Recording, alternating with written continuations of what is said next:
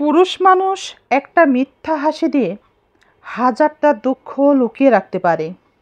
ঠিকই শুনেছেন, সত্যিই তাই পারে। আমার লাইফে যত মানুষ আসলো, যত মানুষ যাই করলো, সবাই যেন আমাকে নিচে নামানোর জন্যই দাঁড়িয়ে আছে। তাদেরকে বলি, এতদিন নিজে কোনো চেষ্টা করিনি, এখন আল্লাহর উপর ভরসা রেখেই নিজে পরিশ্রম করি, নিজে চেষ্টা করে যাচ্ছি।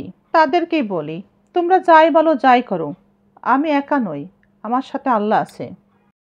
মধ্যবিত্ত ঘরে জন্ম নেওয়ার চেয়ে ফকিরের ঘরে জন্ম নেওয়াটা অনেক ভালো ছিল। কারণ ফকিরের তেমন কোনো স্বপ্ন চাহিদা থাকে না, মরা বাঁচা নিয়ে কোনো চিন্তা থাকে না, তাই তাদের জীবনে অভিনয় করার প্রয়োজন পড়ে না। কিন্তু মধ্যবিত্ত সংসারে 24 ঘন্টা সকলের সাথে অভিনয় করে যেতে হয় বেঁচে থাকার তাগিদে।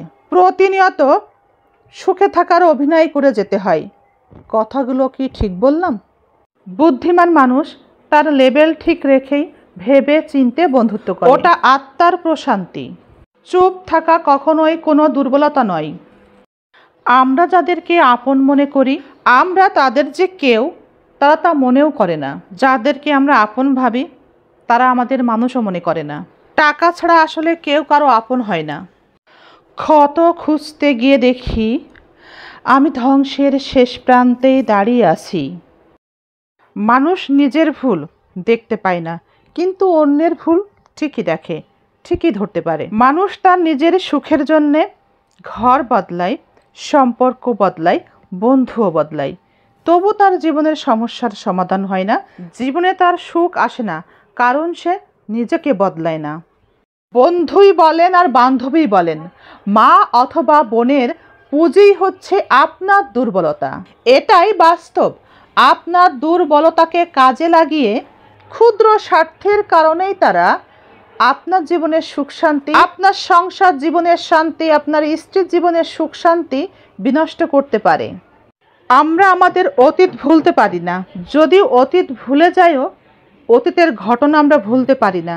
কারণ অতীতের কিছু মানুষ আমাদের জীবিত অবস্থায় মৃত্যুর স্বাদ গ্রহণ করিয়েছে। নারীকে সবজি দিলে নারী তরকারি বানিয়ে দিবে, নারীকে ঘর দিলে নারী সংসার বানিয়ে দিবে, নারীকে ভালোবাসা দিবেন, নারী তার জীবন। আসলে কারো চোখে পানি এমনি এমনি আসে না। যখন অন্য কোনো মানুষের কথা বুকে এসে লাগে, তখনই চোখে পানি আসে। আসলে তাদের ব্যবহারও মনের ভিতরে এসে লাগে।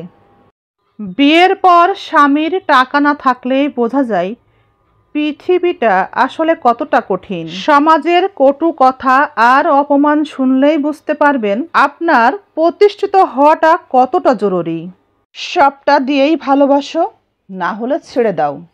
নারীকে হয় সবটা দিয়েই ভালোবাসো, না হলে ছেড়ে দাও। কারণ কম ভালোবাসা তাদের সহ্য হয় না। নারীর স্বামীর ভালোবাসা ভাগাভাগি করতে চায় না।